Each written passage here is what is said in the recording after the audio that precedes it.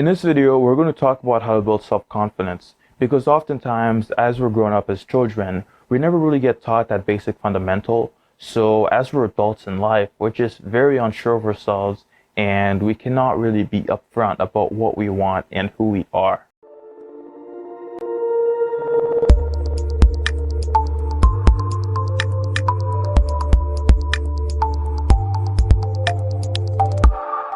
When it comes to building self-confidence, there are many things that you can use to help you achieve this goal.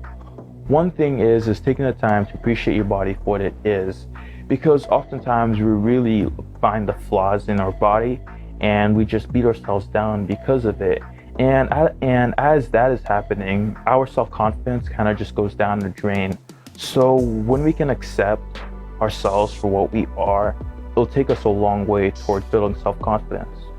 One way you can start to appreciate your body image is exercise, because a 2016 study published in Neuropsychiatric Disease and Treatment found that regular physical activity can improve people's body image. Another thing that can help you build self-confidence is really taking the time to improve your communication skills, because if you can be upfront about who you are, you can speak right, you'll just feel much more confident in yourself, because in social situations, you'll be able to connect with people better. You're not going to be kind of quiet, shy, all over the place. And you'll also get more out of life, because when you can actually talk, you can put what you want in a nice sentence and people will be more likely to understand and try to help you. But if you're unsure of yourself, you're stumbling all the time, your self-confidence is going to go down the drain. So taking the time to watch videos on how to build your communication skills can help you a lot towards building self-confidence, and also taking the time to just practice speaking by yourself. You know, you could have small talk sessions where you try to just articulate yourself in a nice manner.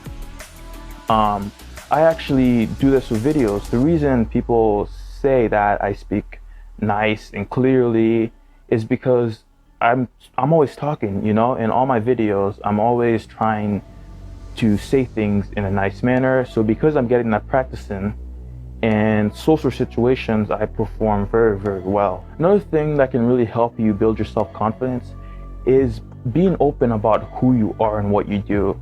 Because some of us, we will do all these little hobbies on the side, and we'll have all these nice interests, but we do not tell people about it because we're afraid they're going to judge us and all these other things. When you can accept that these are what you do, it's a part of you, you'll feel just much more confident in yourself, because now you're not worried about what others think.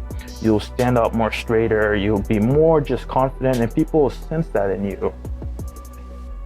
Another thing that can help you build that self-confidence is really taking the time to figure out, how can I fix my minor flaws? Because subconsciously, your mind keeps track of all the things that you're doing wrong. And when it knows all that, it kind of tries to put you down, and it'll try to bring up this memory and all this good stuff. So if you take the time to figure out, how can I improve in this sector? You'll start to build that self-confidence, because you'll have less and less flaws as you go along. One thing that can really help you find your minor flaws is taking the time to ask colleagues, friends, family members where you're actually lacking. Because as you do that, they'll be able to point out to you the exact places that you're going wrong, and you can start fixing it right off the bat. Because often, like, it's not obvious to us where we're actually going wrong, you know, but others, they're constantly observing us. It's what humans do. So they can give you a lot of assistance there. Another thing that can really help you build that self-confidence is really taking the time to focus on your strengths. Because some people, they will look at what others are doing and they'll start feeling down because they're not good at maybe playing soccer like their friend is, or maybe skiing, and they kind of forget about the things that they're good at. So taking the time to realize that, oh, I'm actually good at these things, and these people are not good at this either. You know what I mean? So we're always going to have our perks and our downsides. And if we can focus on our strengths while still trying to get other good qualities, we'll be much more confident in ourselves. I had a problem with this when I was in middle school and high school. Like, I would always just look at what my friends had. I'd see that they're good at sports, I'd see that they're good at talking, and I'd just compare myself to that, and I realized I did not have any of those things. So most of the time in school, I kind of had low self-confidence because I didn't feel like I was good at anything.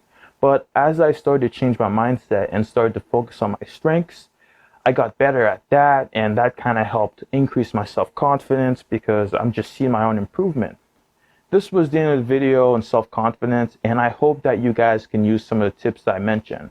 Because when you have self-confidence, you can do just about anything because you're not really worried about, oh, I might not be too good. Like, you're just driven and you're just trying to get things done. I create a lot of videos along these lines, and one of them is actually going to pop up on this video, and you guys should check that out. If you find value from this video, you'll definitely like the other videos that I create. I'll see you guys in the next video.